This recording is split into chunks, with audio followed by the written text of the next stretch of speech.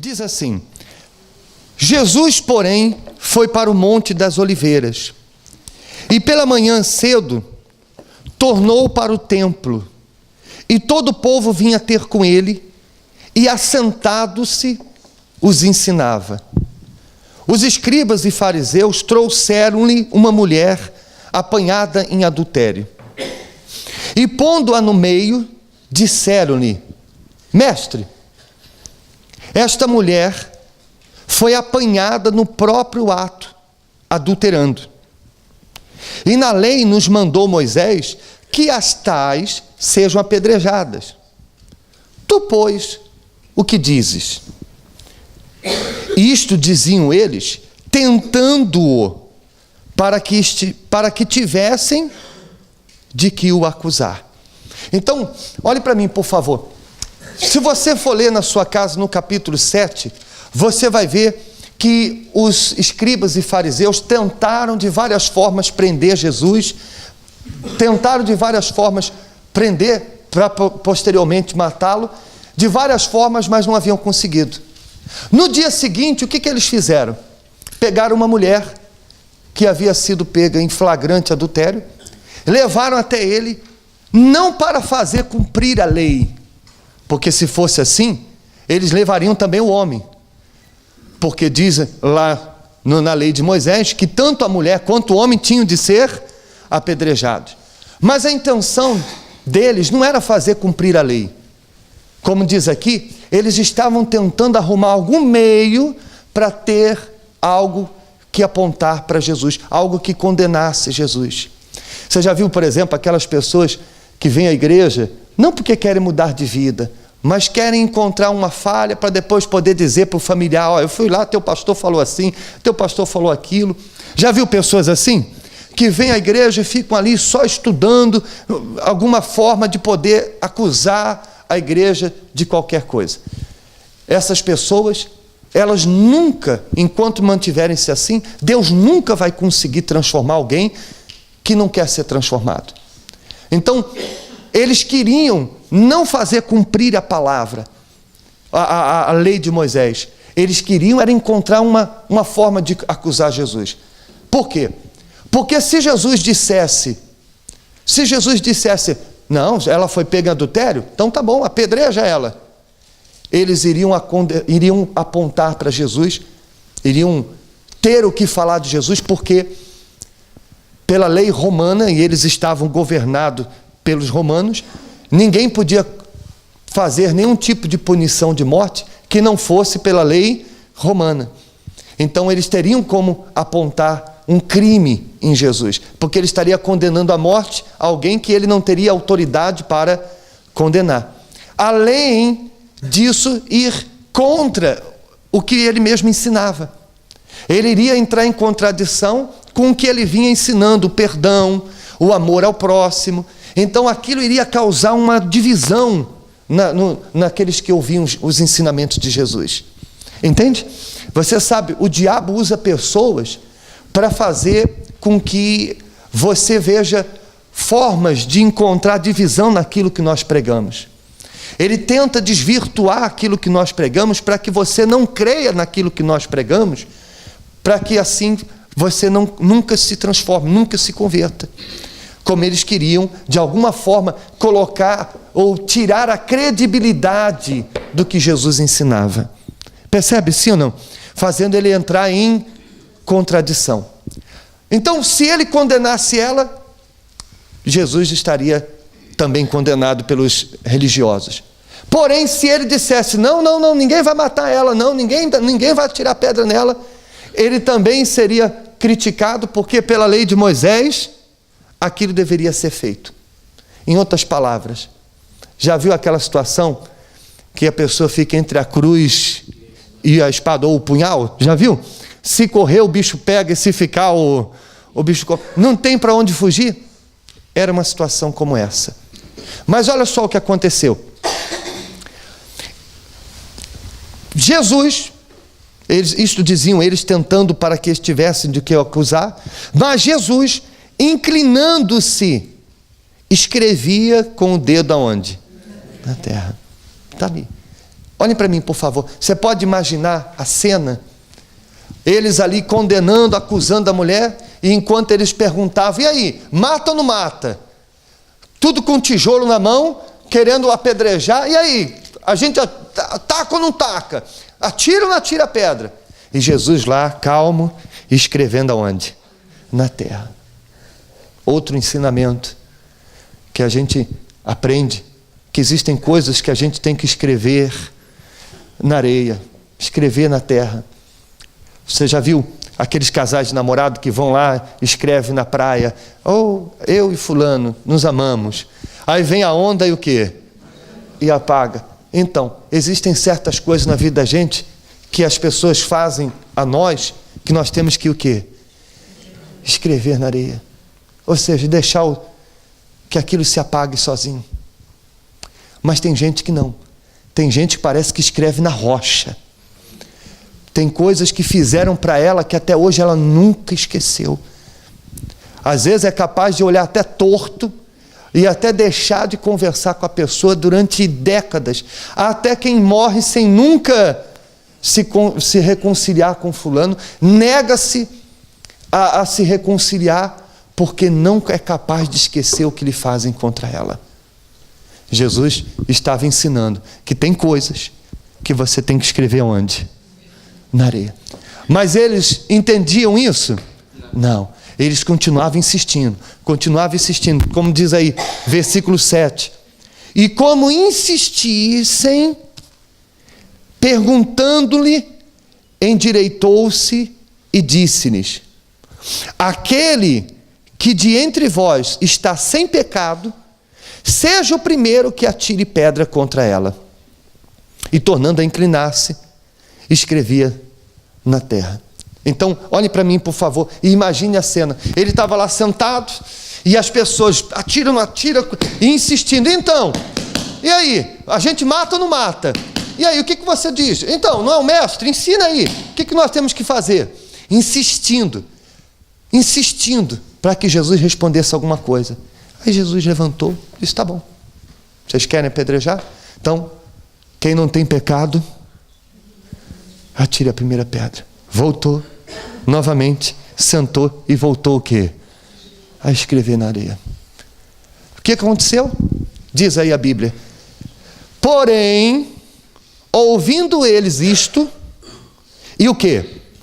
Acusados pela consciência, saíram um, a começar pelos mais velhos até os últimos, e ficou só Jesus e a mulher que estava no meio. Você está vendo? Olhem para mim, por favor. E a Bíblia faz questão de afirmar aqui que começou pelos mais velhos, porque naquela altura eram os que eram mais respeitados, porque eram os mais experientes, os mais conhecedores. Nos dias de hoje seria o mais antigo de igreja. Nos dias de hoje, o mais antigo de igreja. Começando pelos mais antigos, até os mais novos, um a um, foi deixando a sua pedra lá e indo o quê? Embora. E acusados, não por ninguém, que é o mais forte. Diferente do que eles estavam fazendo com a mulher. Dessa vez, eles não foram acusados por ninguém, mas pela própria consciência. A gente não precisa de ninguém para nos condenar ou nos apontar nossas falhas, porque Deus já nos deu a consciência para que nós mesmos, acusados pela própria consciência, a gente possa nos corrigir.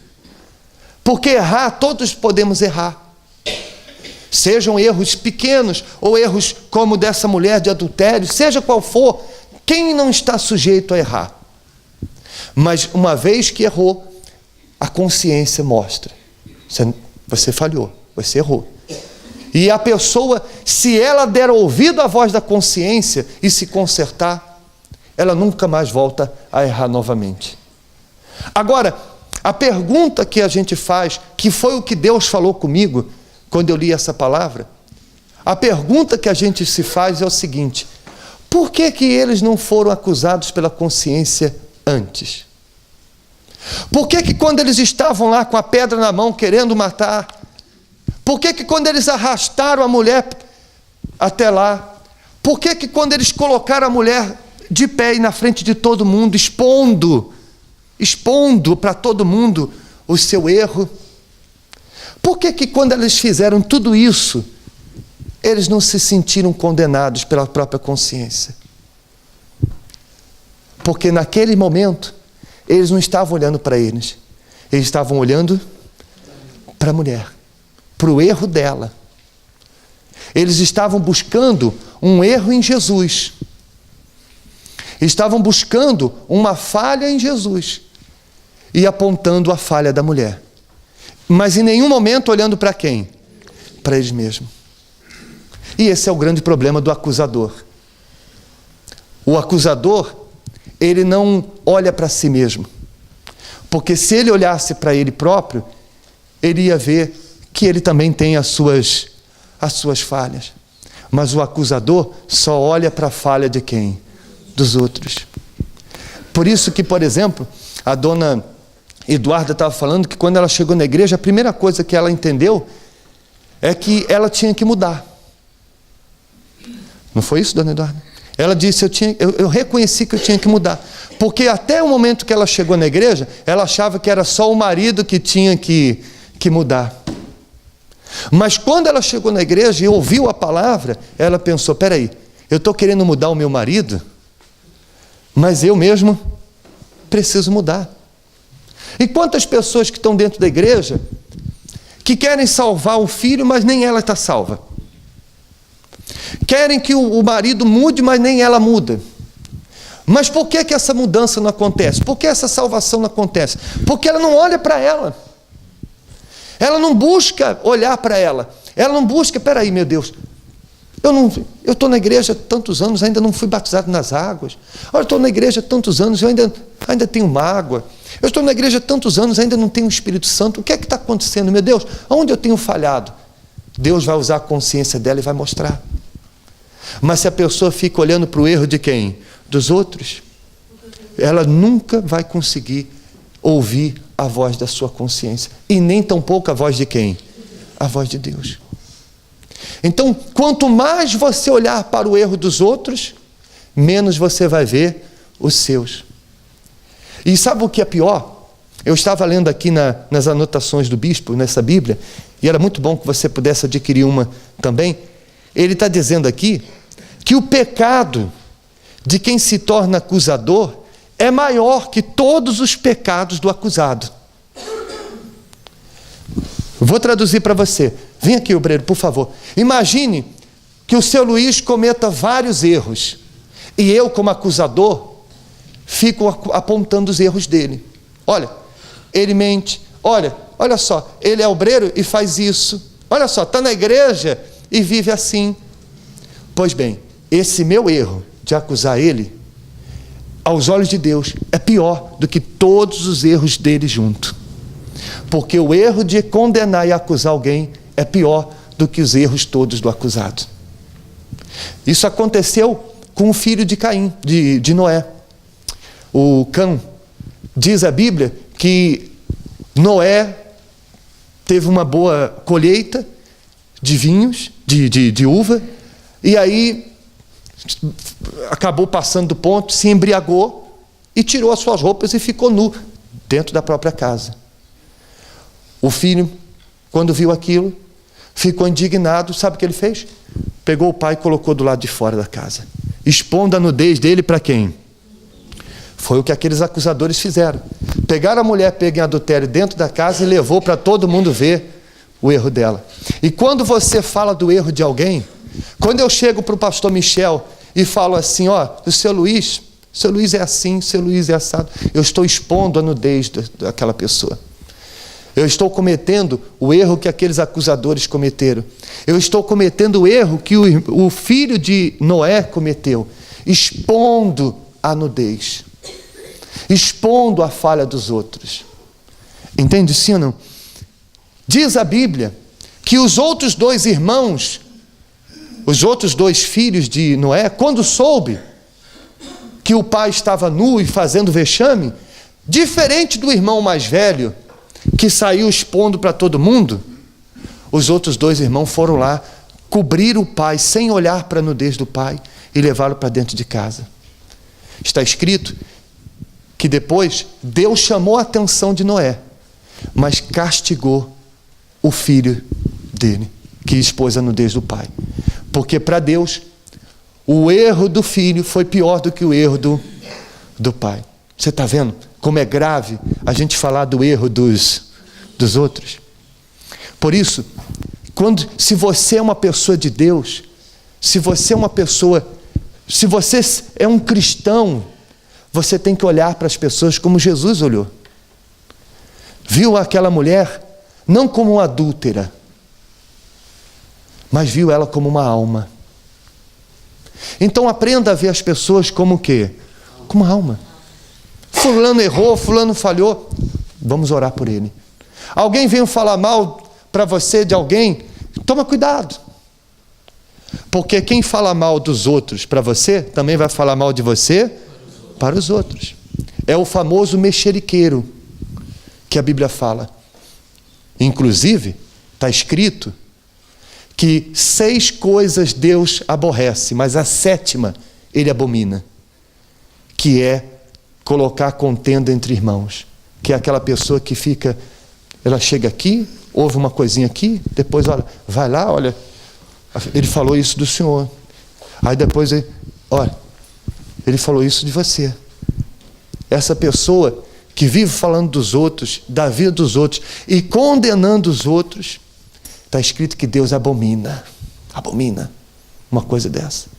É nojento falar dos outros. É nojento. Quem está entendendo, por favor? Então, Jesus deixou que eles ficassem à vontade. Tá bom. Quem não tem pecado, atire a primeira pedra. Foram embora, um por um. Aí no versículo 10, endireitando-se Jesus, e não vendo ninguém mais do que a mulher, disse-lhe: mulher, onde estão aqueles teus acusadores? Ninguém te condenou? E ela disse: não, ninguém, Senhor. Então disse-lhe Jesus: nem eu também te condeno, vai-te e não peques mais. Jesus tinha pecado? Ele não podia pegar um tijolo e tacar na cabeça dela? Podia ou não podia? Mas ele não faz. Ele não faz. Se ele fizesse, nenhum de nós estávamos aqui. Agora uma pergunta muito sincera. Se ele que é perfeito não faz, quem sou eu para fazê-lo? Se Deus que é perfeito, se Jesus que é perfeito não condena ninguém, quem sou eu para acusar? Quem sou eu para condenar? Então, pastor, o que eu tenho que fazer? Fazer o que Jesus fez. Acolher a pessoa. Olhar para ela como alma. E se ela errou comigo, então diga para ela: vai e não peques mais. E acabou. É assim que você vai viver melhor. Porque você pode ter certeza, você vai ser muito melhor vivendo assim, praticando isso. Amém? Para terminar, o que Jesus disse para ela? Vai e não peques mais. E o que aconteceu com ela? Você conhece a história de Maria Madalena, não conhece? Ela voltou a adulterar? Por quê? Porque ela se arrependeu. Ela se arrependeu. E sabe o que aconteceu quando Jesus ele foi crucificado? No 3º dia, ela e a outra Maria foram as 2 únicas que foram lá no túmulo ver Jesus ressuscitado. E foi a primeira pessoa a anunciar a maior notícia que o mundo já recebeu: Jesus ressuscitou. Porque essa é a prova de quem está arrependido de verdade. É deixar o erro. Se a pessoa chora, se a pessoa se lamenta, se sente mal, o pastor chama: você que está em pecado, vem aqui na frente. Ela chora: oh Deus, eu não vou mais pecar, não sei o quê. Mas depois volta a fazer aquele choro, e aquelas lágrimas não foram de arrependimento, foram apenas um remorso. Porque quando a pessoa está arrependida mesmo, ela nunca mais volta a fazer aquilo novamente. Por isso ela não voltou mais a adulterar. Agora, e os acusadores? Eles foram salvos? Você está vendo? Então, ela estava sendo pega em flagrante adultério, mas queria mudar. Eles, os acusadores, talvez não tivessem erros como os dela, mas se eles forem embora e deixar a pedrinha deles lá, é porque todos eles tinham um pecado. Talvez não tão grave quanto o dela. E talvez por isso achavam que não precisava mudar. Talvez fosse por isso, por não ser tão grave quanto ela, é que eles pensaram, afinal, não preciso mudar. Porque o conhecimento que eles tinham bíblico, porque o tempo que eles tinham de igreja, porque o que eles já faziam e sabiam, eram doutores da lei, eles frequentavam a sinagoga com frequência. Então talvez isso os fizesse achar que não precisava mudar. Quem precisava mudar era ela. O acusador é assim. Eu não preciso mudar. Quem precisa mudar é ele. Ela vira para o marido e diz assim, quem precisa mudar é ele. O marido vira para ela e diz assim, não, quem precisa mudar é ela. Mas só o fato dela falar isso já mostra que, na verdade, quem precisa mudar também é ele. Entende sim ou não? Então essa é a grande diferença. Então por isso Jesus conseguiu salvar ela, mas não conseguiu salvar os acusadores. Amém?